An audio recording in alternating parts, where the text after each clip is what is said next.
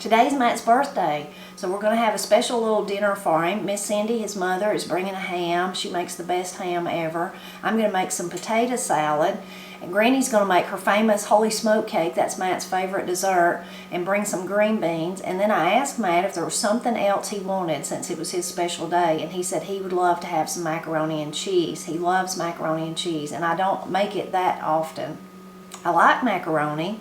I grew up eating macaroni. Most of the macaroni I ate when I was growing up, though, came out of a box, but I liked it. It was okay. When I would go to church functions like Decoration Day or family reunions or anything like that, homecomings, there would always be homemade macaroni and cheese, and I would get some of it. I liked it a lot better. I remember a funny story about macaroni and cheese. When I was a teenager, out of high school, not long before I met Matt, two of my friends went in together and rented a house. And so we would often hang out there, and they ate a lot of macaroni and cheese. I mean, they could practically have bought stock in the company, I guess. But one of the girls told me a funny story. I said, why do y'all eat macaroni and cheese like for every meal every day? And she said, well, it's easy and we like it and it's cheap, because they were eating it out of a box too.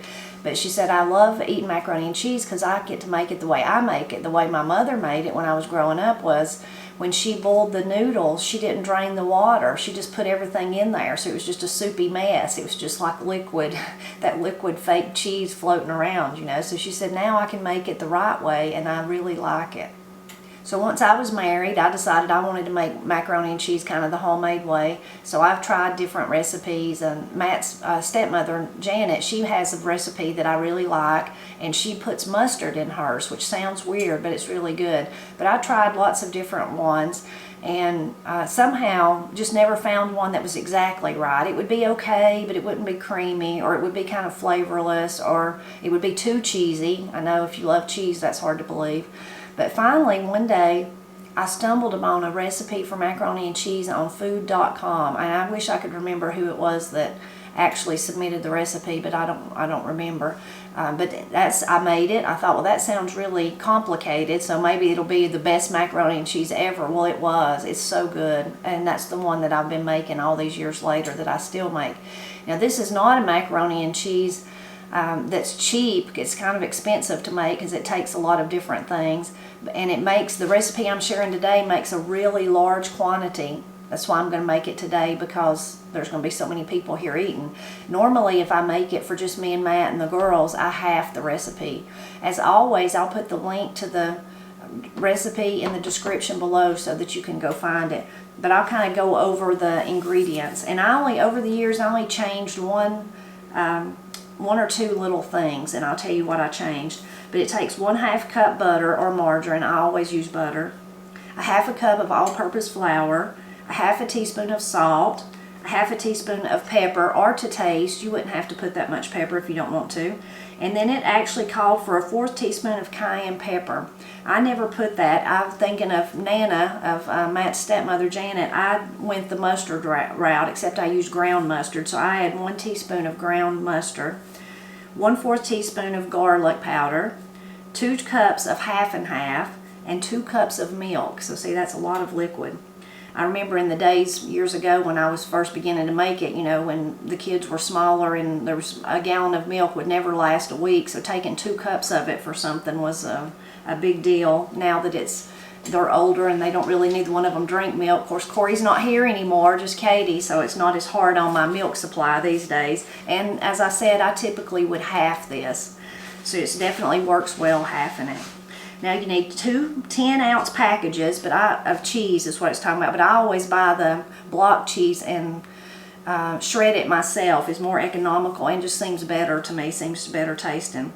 So the recipe suggests use sharp cheddar cheese, and I usually do sharp cheddar cheese for that. So that's 20 ounces of sharp cheddar cheese. The next entry is for 1 10-ounce package of extra sharp cheddar cheese, shredded. So for that one, what I do, instead of, we're people that like cheese, so there's always little hunks of the block of cheese left in the refrigerator that's not been eaten up. So I like to kind of mix up whatever I have for that 10 ounce.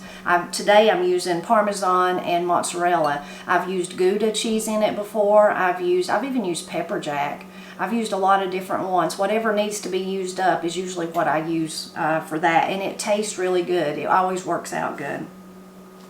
So that's all the ingredients. So the pricey part is the, you know, it takes 2 cups of half and half if you're not someone that drinks it, and then all that cheese. And if you know, for me, it is more economical, I think, instead of buying the pre-packaged ones, to buy a block of cheese and then shred it. And to use, you kind of think of it like I do, if you're somebody that likes cheese and you've got some hanging out in your fridge that needs to be used, you can definitely use that and kind of mix up all the different cheeses instead of using straight sharp cheddar and extra sharp cheddar. So now I've got all my ingredients here. I've got them all together, so now I'm just ready to make it. And the pan that I use a, I think it says in here, let's see what it tells us to use, because that's probably what you should definitely use. Bake at 350 for 20 minutes. May need to bake a little bit longer if you want it to be crispy. And 13 by 9 inch casserole pan. So I have my elbows, my macaroni elbows, and of course you can use any kind of pasta you want. Doesn't have to be the typical macaroni. It can be whatever you want to. I've made it with Zeta before. I've made it with some of those little tiny shells. It works good with anything, but today I am using the traditional macaroni. So I have it already cooking. The 16 ounces already cooking in some water over there. And then I'm going to show you how to put all the rest of it together. So I like to use a large sauce pot to make mine in, because once I have the sauce and the cheese, I like to mix. Then I can put the macaroni in here and mix it all together before I actually put it in the casserole dish, and that's just one less pan or pot to wash. So I'm going to put my butter in there and let it melt.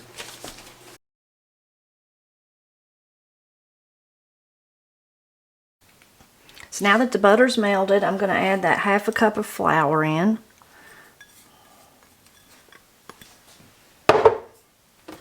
And I'm going to whisk it in.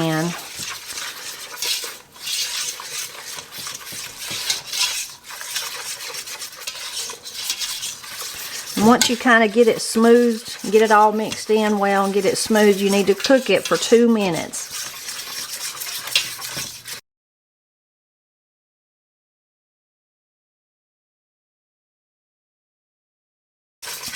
Now that the flour and the butter is cooked for 2 minutes, I'm going to add my spices in. And again, I'm using salt, pepper, garlic, and mustard powder, but you could use whatever you wanted to. If you wanted to use that cayenne pepper that the original recipe called for, or anything else.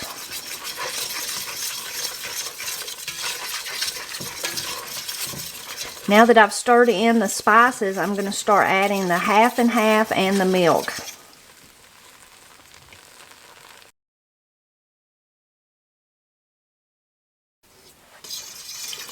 Now that I've got all the liquid added, I'm going to stir and just keep an eye on it and let it cook for about 8 to 10 minutes until it begins to get thick.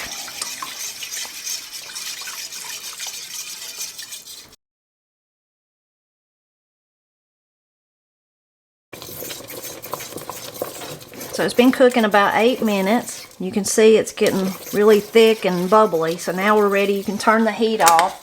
Turn the stove eye off and start putting in the cheese. Basically, with all that cheese, so you've got 30 ounces of cheese if you're making the full recipe. You want to put all of it in here except 10 ounces. You just want to think of it like you just want to keep out enough to sprinkle on top, to put on top of the macaroni. So whichever kind of, if you're using different kinds of cheese, whichever kind you prefer on the top is what you should do. So I'm going to add in all my mozzarella and my Parmesan, and then I'm going to add most of my cheddar and just keep a little of it to put on the top.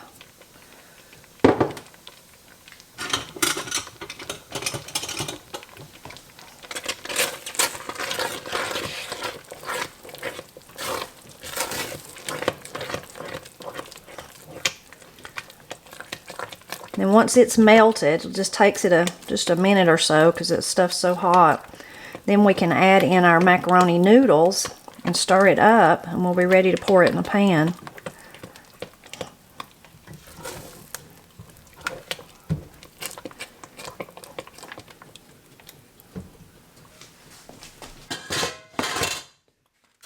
I'm going to add my noodles. stir them in.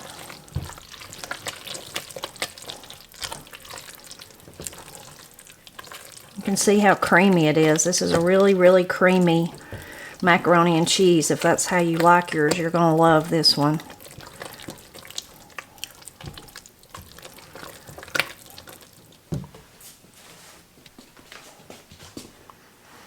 Now I've greased my pan that I'm going to use to bake it in, so now I'm just going to pour it in.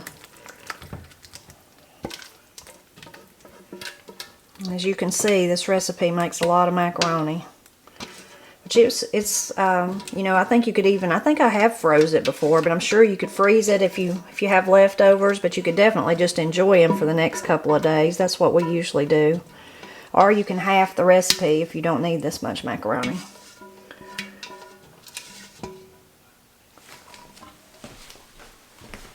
So now that we've got it all in there, I'll just kind of smooth it out a little. Of course, I've got it on the sides. Now I'm going to take that cheese that was left and just sprinkle it on top.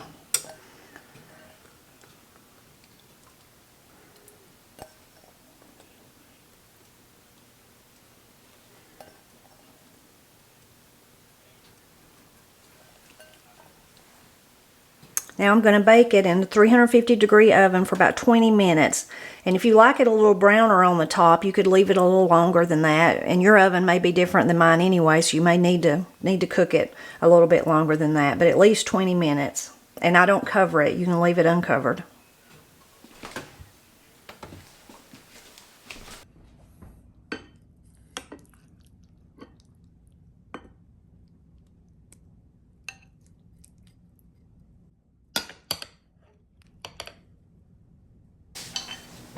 So the macaroni's ready. I've still got to put together the potato salad and make some biscuits and wait on everybody to get here, but I wanted Matt to go ahead and taste his macaroni since that's what he'd asked for. Is it good? Excellent. Excellent. Mm-hmm. It's really a very creamy recipe if you like creamy macaroni and cheese, don't you think so? Mm-hmm. A lot of times that's kind of underneath the cheese, they get dried out. This one doesn't. No, it's real creamy and real good and real hot. Real hot. Mm-hmm. Yeah. So we hope that you enjoyed seeing our favorite macaroni and cheese recipe. We're going to go finish, or I'm going to go finish up Matt's birthday dinner and enjoy some fellowship with our family. Hope that you'll drop back by often, though, to help us celebrate Appalachia. Need a fork? No, I'm digging down there to get one's got a fat. I always look for that. Put all of a plate. Homemade cornflakes or something. I think those are dehydrated squash. You can't squash or pumpkin next day. Okay, so we'll...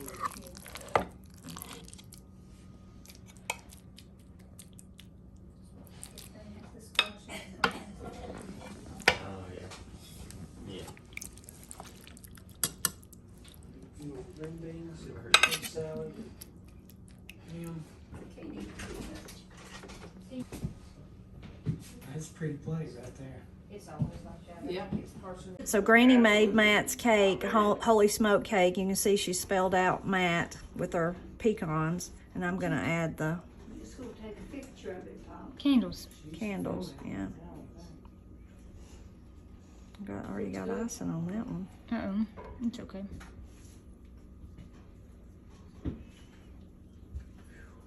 I'm going to put birthday. Where should I put it, Corey?